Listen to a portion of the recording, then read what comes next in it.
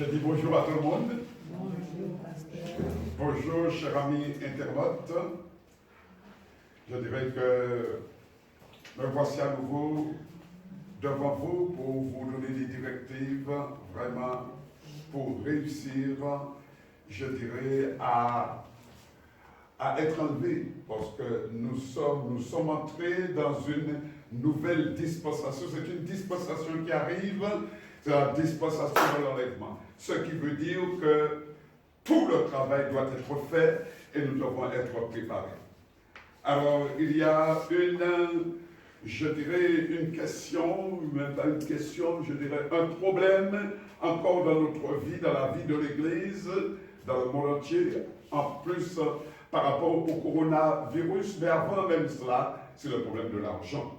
Donc la dernière fois, nous avons vu les directives de Jésus pour la dernière, je dirais, la dernière mission, l'évangélisation. Et nous avions vu dans Apocalypse 14, versets 6 à 7, si on peut me le lire rapidement pour le rappel. Apocalypse 14. Versets 6 à 7. Apocalypse 14, versets 6 à 7. Je vis un autre ange qui volait par le milieu du ciel, ayant l'évangile éternel pour l'annoncer aux habitants de la terre, à toute nation, à toute tribu, à toute langue et à tout peuple. Il disait d'une voix forte, craignez Dieu et donnez-lui gloire, car l'heure de son jugement est venue. Et adorez celui qui a fait le ciel et la terre et la mer et les sources d'eau. Amen. Amen. Alors c'est pourquoi, chers bien-aimés, c'est vrai, c'est là en émanation sur toute la terre, toute langue, etc. et tout. Et le Seigneur dit simplement, annoncer l'évangile. Annoncer. Mais le Seigneur nous donne des directives très précises. Déjà, il nous dit, ne prenez ni or ni argent. C'est moi qui suis votre... c'est moi qui vous donne ce dont vous avez besoin pour avancer, pour faire le travail. Alléluia. Et ensuite, le Seigneur nous montre comment les disciples, les premiers disciples ont obéi. Et lorsqu'ils ont prié, lorsqu'ils ont fait une action, il y avait un résultat. Amen. Nous pouvons voir ça dans Acte 3, versets 1 à 6. Acte 3, versets 1 à 6. Pierre et Jean montaient ensemble au temple à l'heure de la prière. C'était la 9e heure. Il y avait un homme boiteux de naissance qu'on portait et qu'on plaçait tous les jours à la porte du temple appelé la Belle, pour qu'il demandât l'aumône à ceux qui entraient dans le temple. Cet homme, voyant Pierre et Jean qui allaient y entrer, leur demanda l'aumône. Pierre, de même que Jean, fixa les yeux sur lui et dit, « Regarde-nous. » Et il les regardait attentivement, s'attendant à recevoir d'eux quelque chose. Alors Pierre lui dit, « Je n'ai ni argent ni or, mais ce que j'ai, je te le donne. Au nom de Jésus-Christ de Nazareth, lève-toi et marche. » Amen. Amen. Alors, j'ai une bonne nouvelle à vous annoncer, ou peut-être une mauvaise, ça dépend de vous, ça dépend, je dirais, de votre, de l'état de votre cœur, de votre désir d'aller rencontrer le Maître ou bien de vivre dans la chair. Le Seigneur, de plus en plus, il va nous dépouiller de notre richesse, de l'argent, de notre, je dirais, facilité, etc. et tout, pour pouvoir servir le Maître. Et là, du temps de Jésus, il y avait un homme, alléluia, qui voulait vraiment entrer, suivre le Maître. Et le Seigneur lui a dit, il n'y a pas de problème, tu viens, seulement la seule chose que je te demande. Dans le livre de Luc 18, verset 18, juste ce verset. Luc 18, verset 18. Un chef interrogea Jésus et dit, « Bon maître, que dois-je faire pour hériter la vie éternelle? » Amen. Amen.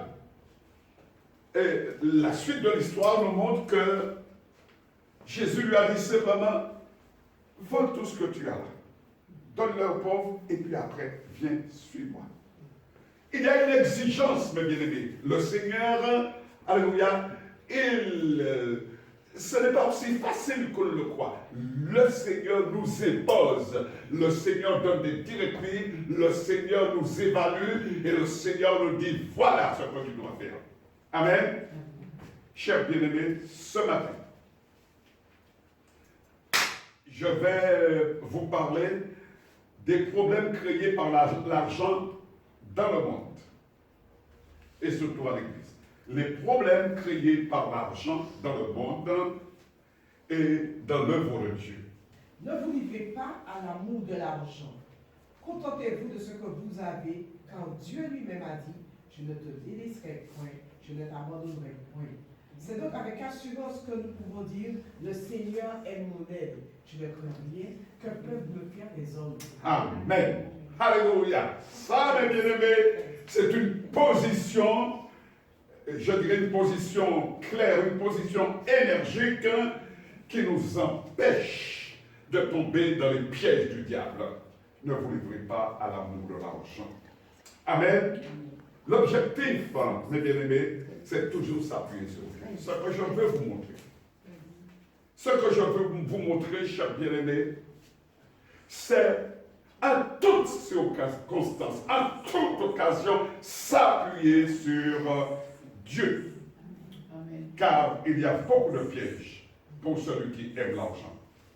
Voilà avec moi, AG 2, versets 7 à 8. AG 2, versets 7 à 8. AG 2, 7, 8.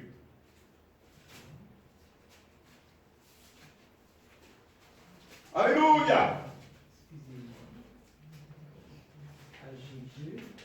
excusez-moi. AG 2, versets 7 à 8. J'ébranlerai toutes les nations, les trésors de toutes les nations viendront, et je remplirai de gloire cette maison, dit l'Éternel des armées. L'argent est à moi, et l'or est à moi, dit l'Éternel des armées. Amen. Amen. Nous ne sommes que des gérants. Nous sommes, mes bien-aimés, alléluia, simplement des utilisateurs de l'argent. Mais l'argent appartient à Dieu. Et c'est pourquoi, surtout dans ces derniers temps, les temps de la fin, eh bien, nous aurons une position à prendre. J'ouvre simplement les consciences. Parce que pour pouvoir recevoir cette, je dirais, pour pouvoir recevoir cette exhortation, il a fallu que je sois aussi éprouvé, que je passe par le chemin du maître, parce que le Seigneur a dit, vous apprendrez de moi. Si vous n'êtes pas passé à l'école du maître, vous ne pouvez pas comprendre certaines choses. Et vous allez mourir et vous ne comprendrez pas.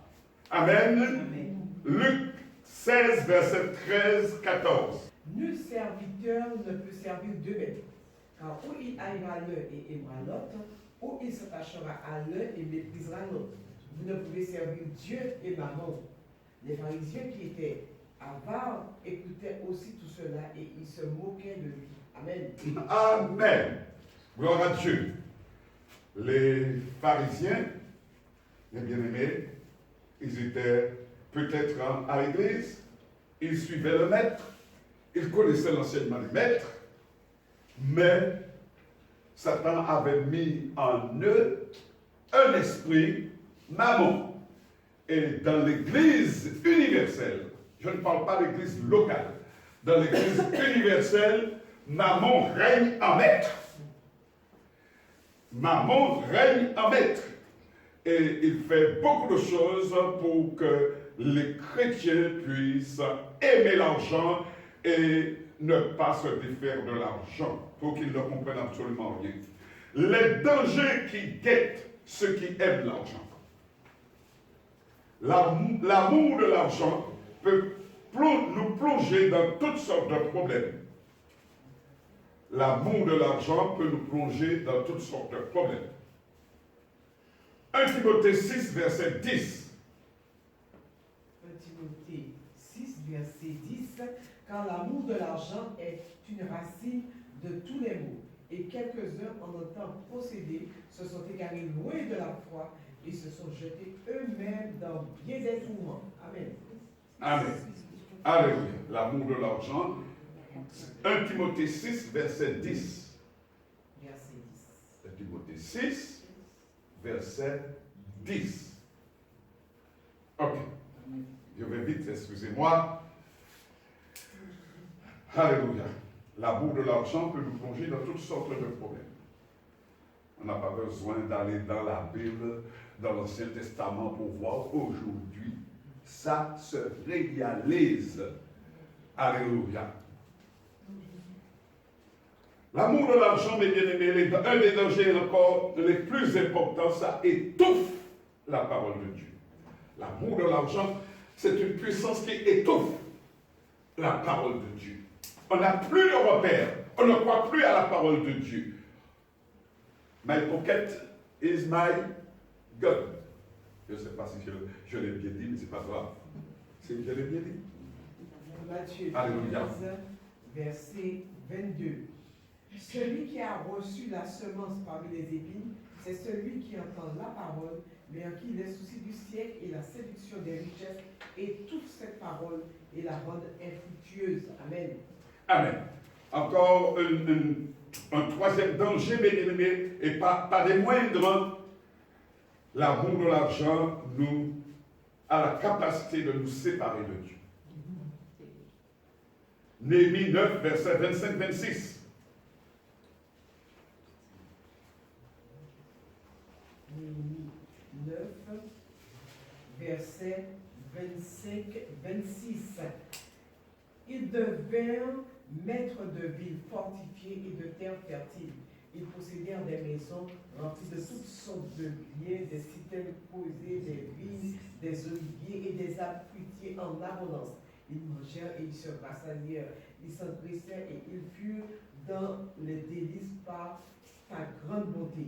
Néanmoins, ils se soulevèrent et se révoltèrent contre toi. Ils jetèrent ta loi derrière leur dos. Ils tuèrent tes prophètes qui les conjuraient de revenir à toi et ils se livrèrent envers toi à de grands outrages. Amen. Amen. Lorsqu'on est à l'aise, lorsqu'on a de l'argent, on peut faire ce qu'on veut, etc. et tout. On n'a pas besoin de Dieu. On se moque vraiment de ça, c'est pour les petites chances, etc. et tout. On n'a pas besoin de cela. Amen. Et les pasteurs de certaines églises disent maintenant que pour voir vraiment, je dirais, la croissance de l'église, il faut avoir beaucoup d'argent, il faut que l'église soit riche, il faut ceci, il faut cela, etc. et tout. Tout ça, c'est du diable. Amen. Alléluia. Chers bien-aimés, un des dangers encore les plus importants, je dirais, c'est l'argent permet de fermer l'entrée du royaume des cieux. C'est maman, c'est un esprit, mes bien-aimés. Et c'est un esprit qui va agir puissamment dans le monde. Et si le Seigneur vous aime, le Seigneur va enlever l'argent, va enlever l'argent, va enlever l'argent. Parce que vous ne partirez avec absolument rien. Matthieu 19, verset 23-24. Jésus dit à ses disciples, je vous le dis en vérité, un riche entrera difficilement dans le royaume des cieux. Je vous le dis encore, il est plus facile à un chameau de passer par le trou d'une aiguille qu'à un riche d'entrer dans le royaume de Dieu. Amen. Amen.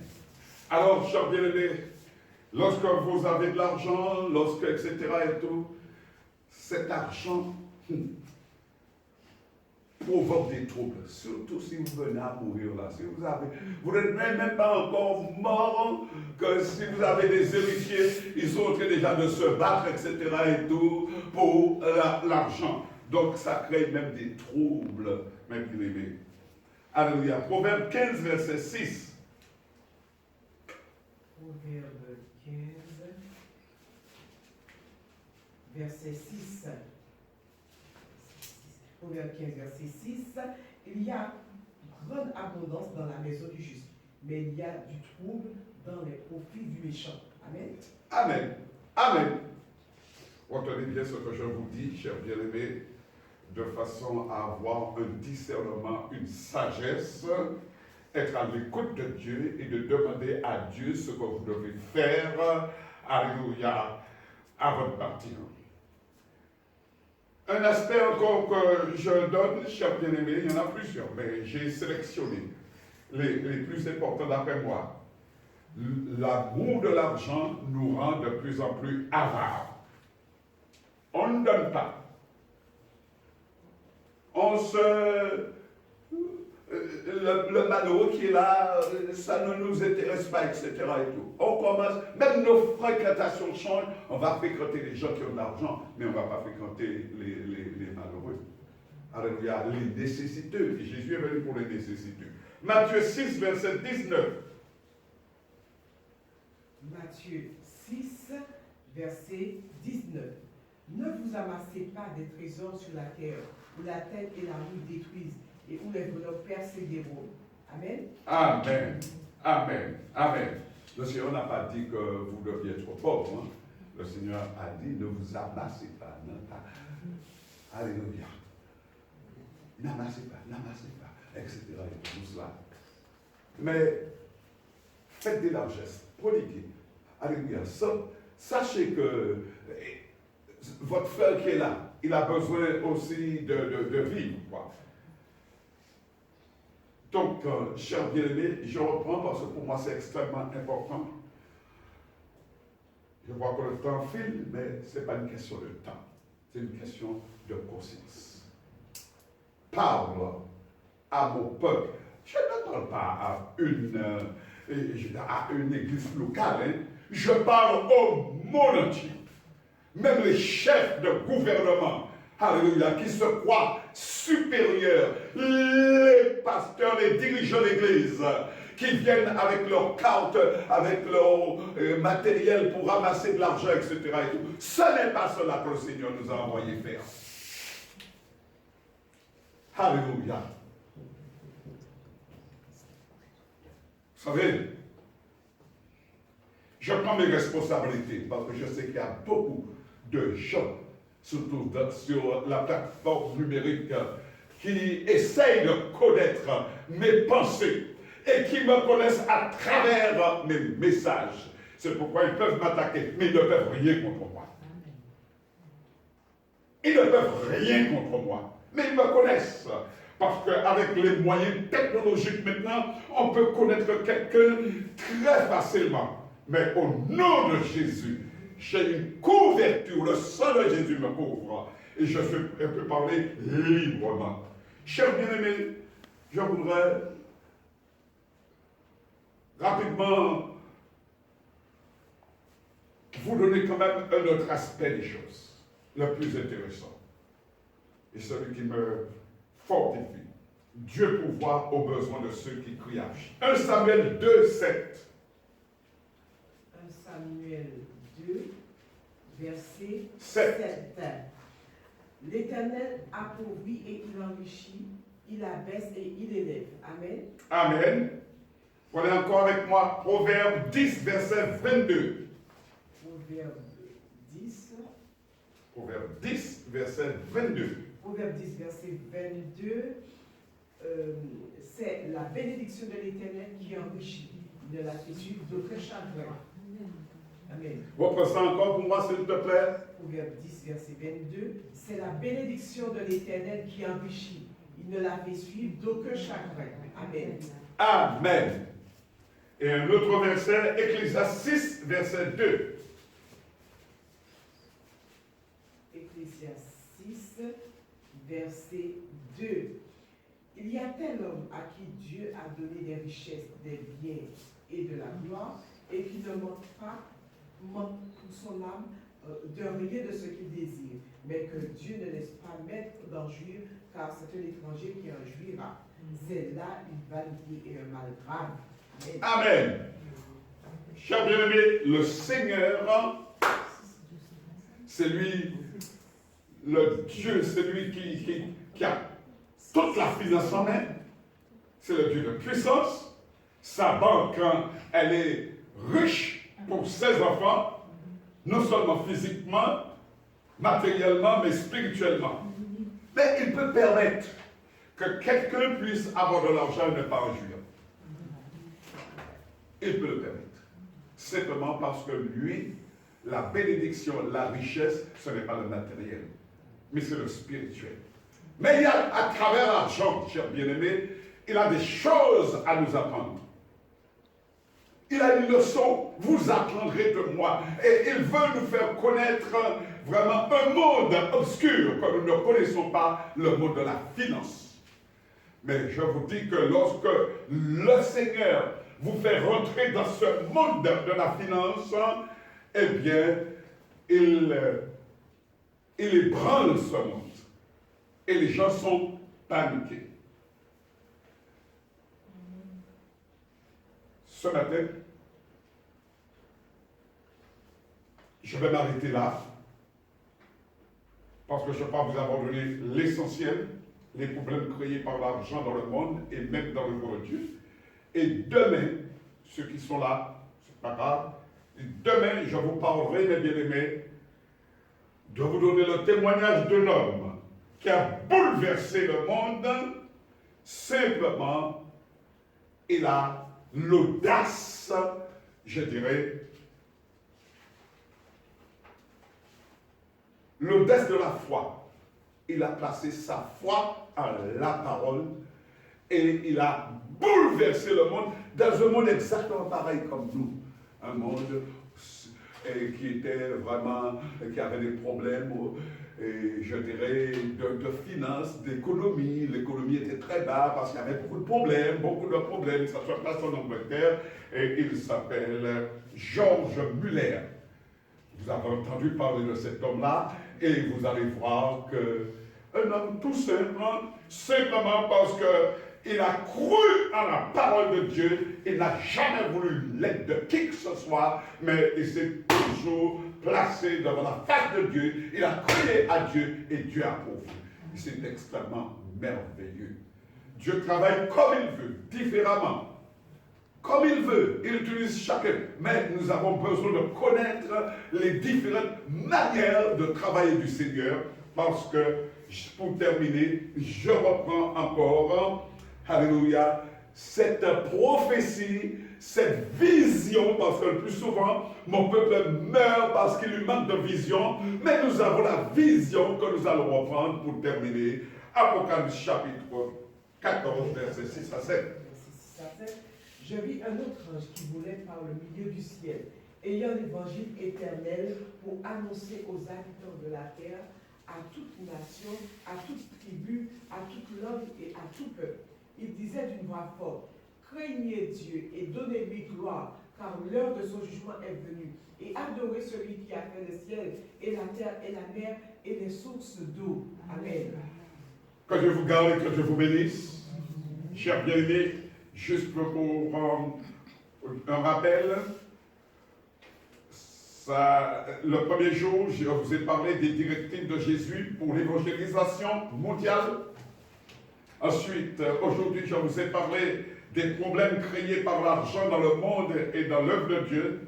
Et demain, je vous parlerai du témoignage d'un homme qui s'est appuyé, qui a été à la banque royale, la banque céleste, et qui a pris l'argent pour faire ce qu'il devait faire. Il a créé une œuvre puissante. Que Dieu vous garde et que Dieu vous bénisse.